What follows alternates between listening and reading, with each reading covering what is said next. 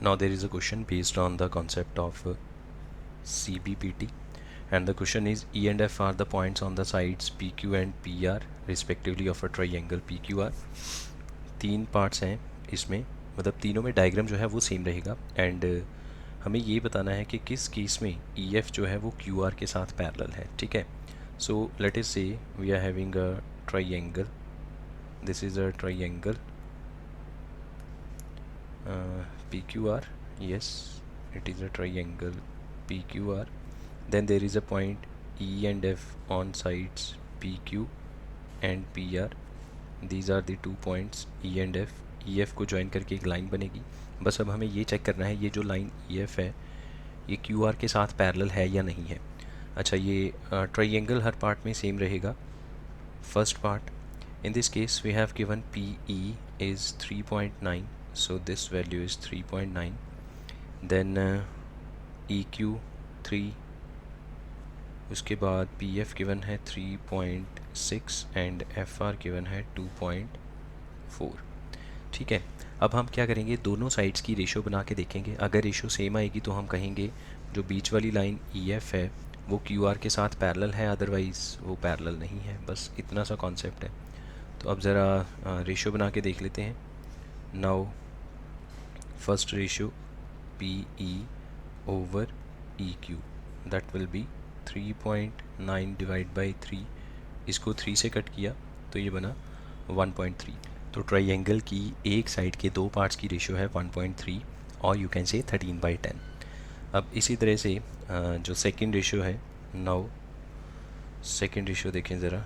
Second ratio will be PF over FR. PF की value 3.6 और FR की value है 2.4. पॉइंट से पॉइंट को कट किया तो बाकी रह गया 36/24. 12 के टेबल से कट करेंगे 3/2, और यू कैन से 1.5. तो एक साइड की रेशो बनी 1.5 मतलब 15/10, और you can say 3/2. So you can clearly see कि ये दो रेशोज़ इक्वल नहीं है, as PE by EQ is not equals to PF over FR. therefore EF is not parallel to QR. ठीक है, EF जो है QR के साथ पैरेलल तभी होगा अगर दोनों साइड्स की जो रेशियो है वो सेम आएगी. अगर रेशियो सेम नहीं है तो वो पैरेलल नहीं है. अब इसी तरह से हम इसमें सेकंड पार्ट सॉल्व कर सकते हैं. तो सेकंड पार्ट के लिए डायग्राम तो सेम रहेगा, डायग्राम यही है, बस जो वैल्यूज़ हैं वो बदल जाएंगी. तो let us say this is a triangle PQR and here it is a line EF, जिसे हमें चेक करना है पैरेलल है कि नहीं है. वैल्यूज़ क्या गिवन है, PE की वैल्यू 4, UE की value 4.5, then 8 and FR is 9. तो हमने इसमें एक रेशियो बनाई PE over EQ, that is 4/4.5. 4.5 का 10 अगर ऊपर ले जाएं तो बनेगा 40/45. 5 के टेबल से कट किया तो 8/9. नाउ दूसरी साइड की ratio, and that will be PF over FR, and that is again 8/9. now we can see कि these two ratios are same.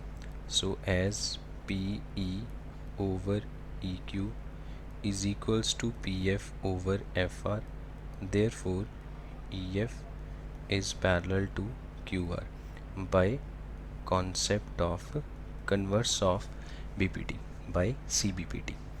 ठीक है, अब इसी तरह से जो थर्ड पार्ट है उसमें भी चेक कर लेते हैं. तो डायग्राम इसमें भी सेम रहेगा. थर्ड पार्ट में ट्रायंगल ड्रॉ कर लेते हैं. This is a triangle PQR and here it is a line EF. Values देख लें ज़रा क्या क्या वैल्यूज़ गिवन है इस केस में. We have given PQ 1.28 and PR 2.56. तो PQ की वैल्यू 1.28, PR की वैल्यू 2.56. ये टोटल लेंथ गिवन है हमें PQ. इसी तरह से टोटल PR की वैल्यू 2.56. देन PE 0.18 और PF 0.36. This is 0.18, 0.36. ठीक है, तो रेशियो जब हमने BPT का कॉन्सेप्ट स्टडी किया था उसमें ये बताया था रेशो जो है ज़रूरी नहीं है वो पार्ट वाइज बनेगी, वो पार्ट की फुल लेंथ के साथ भी रेशो बनाई जा सकती है। इसमें हमें एक पी ई गिवन है ओवर, अब ई क्यू लिखने की बजाय हम पी क्यू लिख सकते हैं, ठीक है ना। एक हमने पार्ट यूज़ किया, एक फुल लेंथ यूज़ की, दूसरी तरफ भी यही करेंगे, एक पार्ट यूज़ करेंगे, एक फुल लेंथ यूज़ करेंगे। जो काम लेफ़्ट साइड पे किया वही काम राइट वाली साइड के साथ करेंगे। अगर दोनों में आपने पार्ट्स यूज़ किए हैं तो मतलब अगर लेफ़्ट में पार्ट्स यूज़ किए हैं जैसे अभी तक 2 क्वेश्चंस में किया हमने, तो राइट साइड की रेशियो बनाते वक्त भी पार्ट्स को ही यूज़ करेंगे। वैसे पार्ट्स भी फाइंड आउट किए जा सकते हैं, टोटल लेंथ गिवन है उसमें से पी ई माइनस कर दो तो ई क्यू आ जाएगा, बट एक स्टेप और करना पड़ेगा, तो बेटर है कि हम एक पार्ट की फुल लेंथ के साथ रेशियो कलेक्ट कर लें। 0.18 डिवाइड बाई 1.28, पॉइंट से पॉइंट को कैंसिल किया, 18/128, इसको आप 2 से कट कर लो, 9/64, ठीक है। हाँ, और तो कट होगा नहीं है, 9/64 आएगा। नाउ जो दूसरी साइड है that is P F over P are, 0.36 over 0 not 0, this is a 2.56, point से पॉइंट को कट किया तो 36/256, इसमें 4 से कट करेंगे तो आपके पास आएगा 9/64।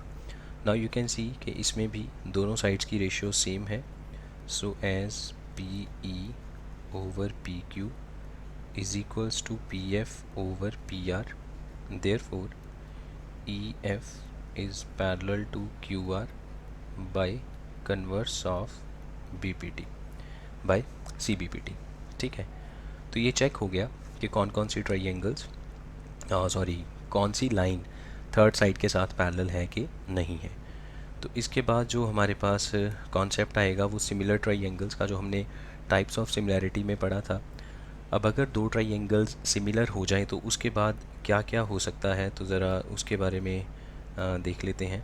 यहाँ पे नोट लिखेंगे, नोट, इसमें पहला पॉइंट लिखेंगे, if two triangles are similar, कि अगर दो ट्राइंगल सिमिलर हो जाएं तब क्या हो सकता है, then ratio of their corresponding sides, the ratio of their corresponding sides will be same and vice versa. vice versa means कि अगर दो ट्राइंगल्स की साइड्स की रेशियो सेम है, ठीक है, जो हमने एस एस एस सिमिलैरिटी में पढ़ा था कि अगर पहली ट्राइंगल की तीनों साइड्स की रेशियो बनाएं दूसरी ट्राइंगल की तीनों साइड्स के साथ और रेशियो सेम आ जाए तो हम कहेंगे ट्राइंगल सिमिलर है। और अगर ट्राइंगल ऑलरेडी हमें ये दे रखी है, द स्टेटमेंट में गिवन है कि triangles are similar, so that means कि इनकी जो साइड्स की रेशियो है वो सेम है, ठीक है। दूसरा point, if two triangles are similar, again let us say कि हमें स्टेटमेंट में ही ये गिवन है कि ट्राइंगल्स सिमिलर हैं, then their corresponding angles are always equal. तो अगर दो ट्राइंगल्स सिमिलर हैं तो उनके कॉरस्पॉन्डिंग एंगल्स इक्वल हैं, एंड वाइस वर्सा।